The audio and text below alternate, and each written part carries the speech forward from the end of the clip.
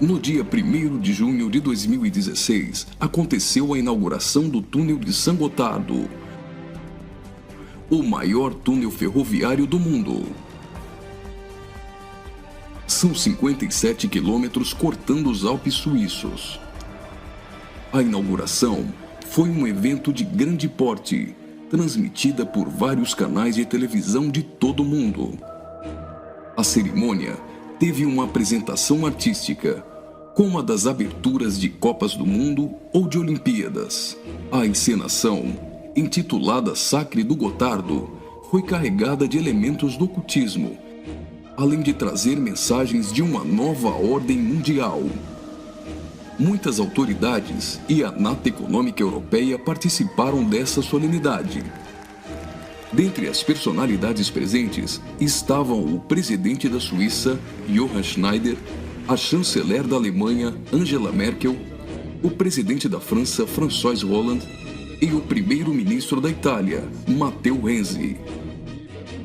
A inauguração do túnel teve ainda uma celebração ecumênica e recebeu a bênção sacerdotal de um rabino do judaísmo, de um imã do islamismo, de um padre da Igreja Católica e de uma pastora luterana. Vamos analisar alguns elementos dessa celebração bizarra, que muitos analistas chamaram de inauguração da nova ordem mundial.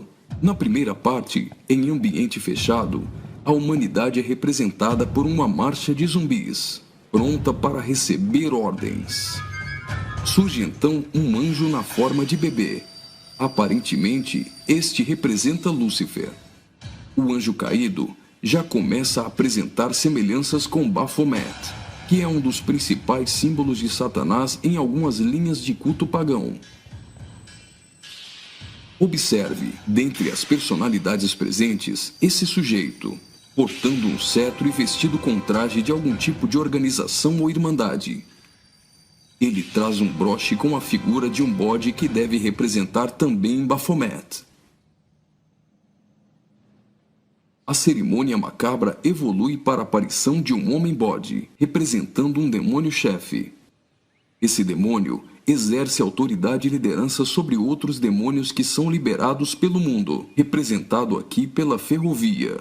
Por essa ferrovia, passam vários períodos da humanidade, revivendo alguns tipos de sociedades secretas e rituais pagãos dos celtas, da Grécia Antiga, do hinduísmo e principalmente do Egito Antigo.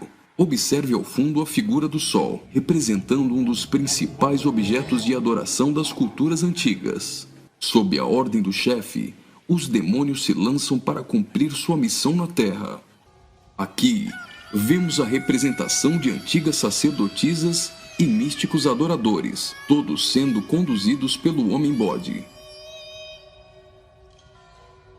As sacerdotisas estão levando um cordeiro, como algo a ser oferecido em sacrifício.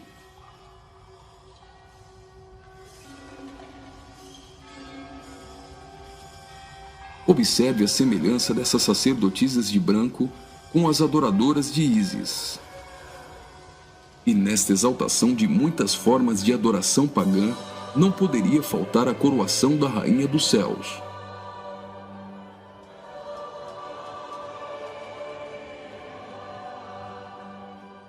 A cerimônia prossegue, agora em um ambiente externo. A parte interna exaltou a adoração pagã histórica. Na parte externa, o evento se torna uma cerimônia satânica regida pelo homem-bode. Os zumbis representam a humanidade manipulada, caminhando rumo a um futuro incerto. Os atores correm atrás de uma conquista.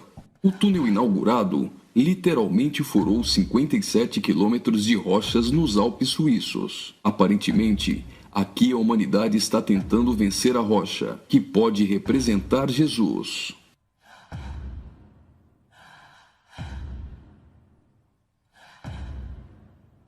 Por várias vezes, eles investem desorganizadamente contra a rocha, mas todas as tentativas são frustradas.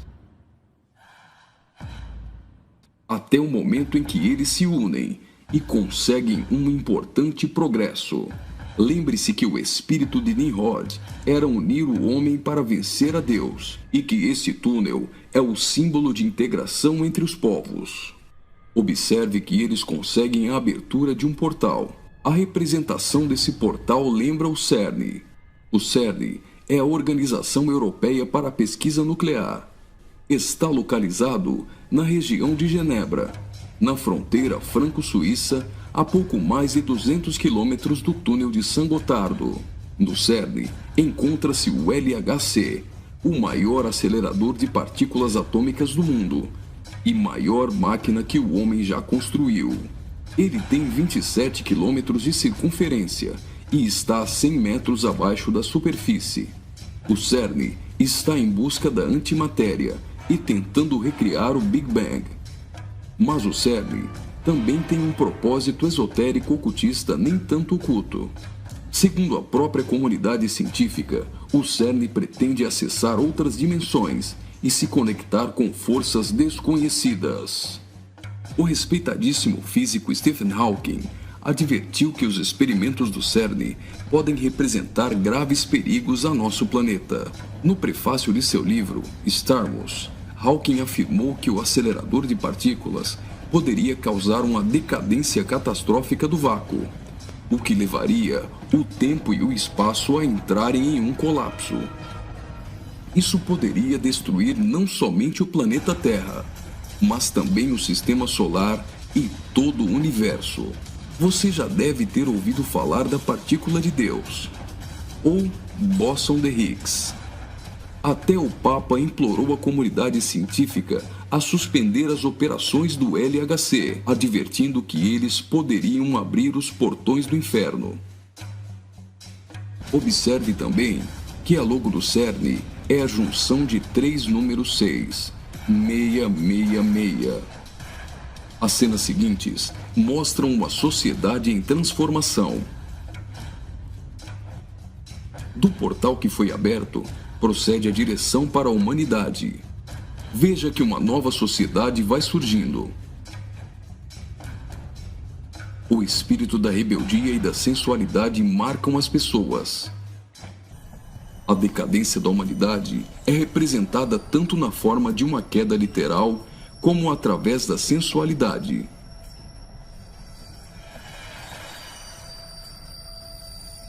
Do portal surge um corpo nu, e logo as pessoas ficam endemoniadas.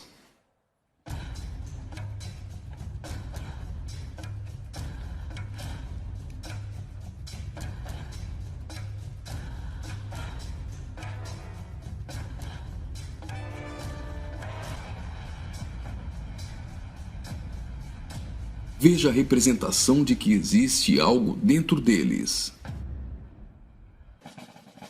Trabalhadores do túnel aparentemente são representados aqui, mas observe que a verdadeira representação é o deus Shiva, da trindade hinduísta.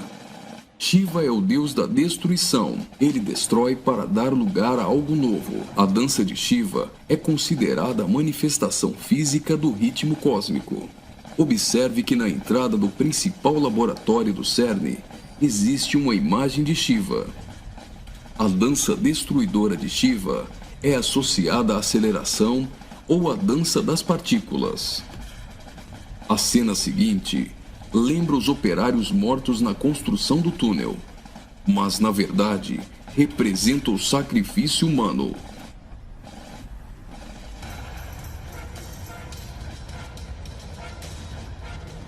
Veja que os corpos são lançados para dentro do abismo.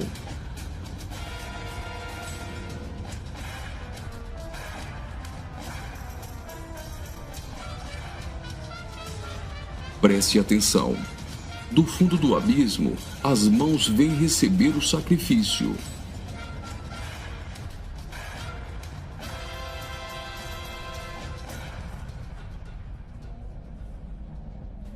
A morte dos trabalhadores dá lugar a 3 almas que sobem do abismo.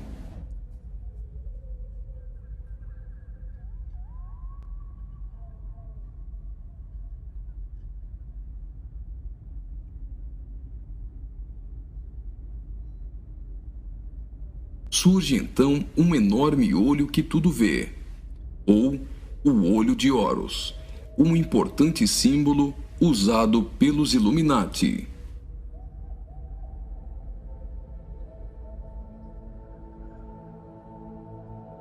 Agora, o Homem-Bode passa a ter um papel ainda mais importante na cerimônia, e as representações do livro de Apocalipse vão ficando mais evidentes.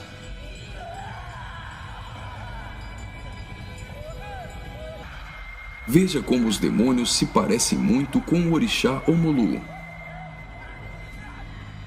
Do portal surge uma figura de um homem, misturada com a de um bode e 3 escaravelhos egípcios. O escaravelho simboliza o deus Khepri, o deus do sol nascente. Homem e bode se fundem, representando a encarnação de Satanás e o surgimento do Anticristo. Ele não será um homem normal. Sua autoridade e poder provém do próprio Satanás. Uma personagem, aparentemente representando a deusa Ísis, surge para ungir o Homem-Bode, que é a própria besta. Como a cerimônia de coroação de um rei, a besta é ungida governante sobre todo mundo. Observe novamente que os demônios lembram muito o orixá Omolu. Após receber o manto do espírito feminino de Ísis, a besta manifesta atitudes homossexuais. Ungido governante do mundo, a besta demonstra sua fúria contra todos e agita seus demônios.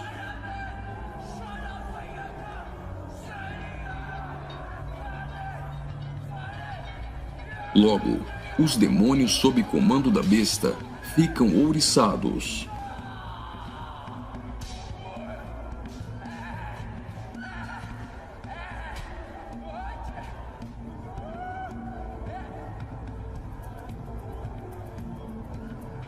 Assim como está escrito em Apocalipse, a besta passa a ser adorada pelos homens e pelos demônios.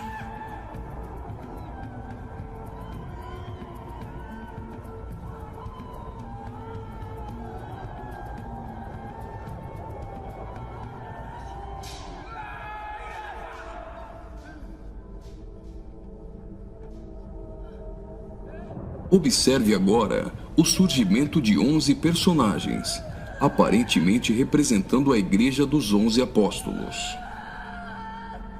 A besta terá autoridade para perseguir a Igreja e para matar os que não lhe adorarem.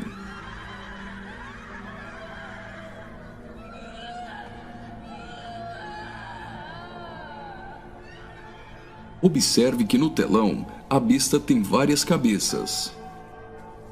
Logo, a besta parece ter sido ferida na cabeça. Leva as mãos à cabeça e vai caindo. Segue-se então uma cerimônia fúnebre, com um antigo canto germânico do ocultismo. Veja essas pessoas carregando árvores secas invertidas. Observe que as raízes estão para cima. Assim como a cruz invertida é um símbolo do satanismo, tudo que se apresenta invertido representa o contrário. A imagem do telão é a árvore da morte, que é o contrário da árvore da vida.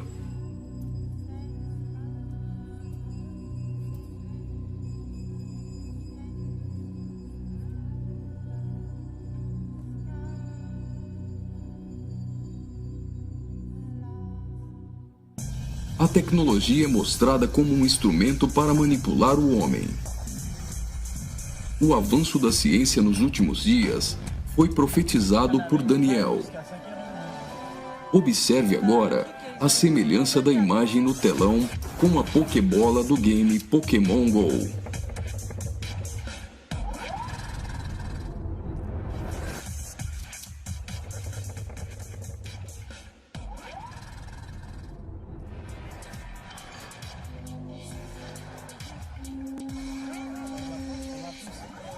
Enquanto na parte inferior da tela aparece uma segunda besta caminhando em direção à primeira, ao fundo surge a figura da grande meretriz.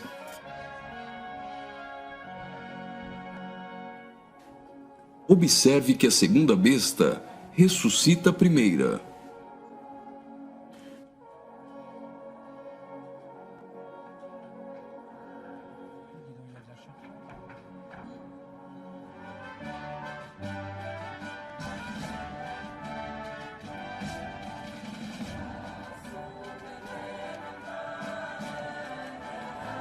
Note que os símbolos maçônicos estão presentes em várias partes da celebração.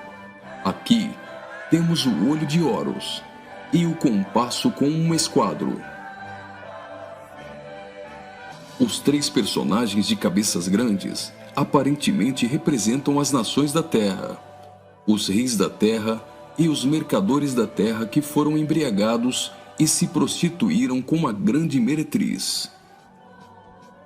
O relógio girando ao contrário provavelmente faz menção à profecia de Daniel, de que o anticristo mudaria os tempos, e fala da velocidade em que a nova ordem mundial será estabelecida. No auge da cerimônia, todos os personagens se lançam em adoração. Mas afinal, o que eles estão adorando?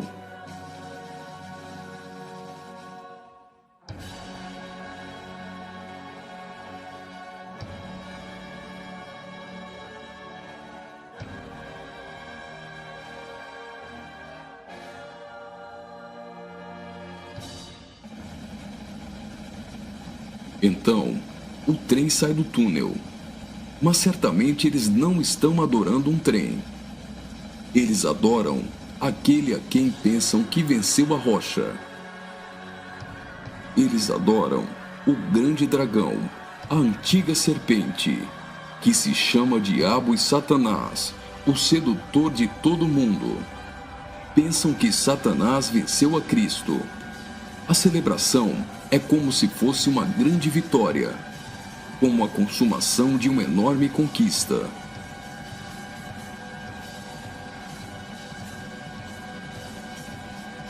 Observe mais uma vez no telão. Por algum acaso, trens voam? O que isso significa? O trem se parece com uma serpente e representa a Satanás, que sempre quis subir aos altos céus e ser exaltado. É justamente isso que eles estão profetizando nesse ato profético. Faria muito sentido se isso fosse um encontro de bruxos e satanistas, mas numa inauguração de uma grande obra pública, com a participação dos principais signatários da Europa, realmente não faz sentido algum. Só que eles se esqueceram de ler todo o livro de Apocalipse. E vi a besta e os reis da terra com seus exércitos, congregados para pelejarem contra aquele que estava montado num cavalo e contra seu exército. Mas a besta foi aprisionada, e com ela o falso profeta, que com sinais feitos diante dela, seduziu aqueles que receberam a marca da besta, e eram os adoradores de sua imagem. Os dois foram lançados vivos dentro do lago de fogo, que arde como enxofre. Apocalipse capítulo 19, versículos 19 e 20.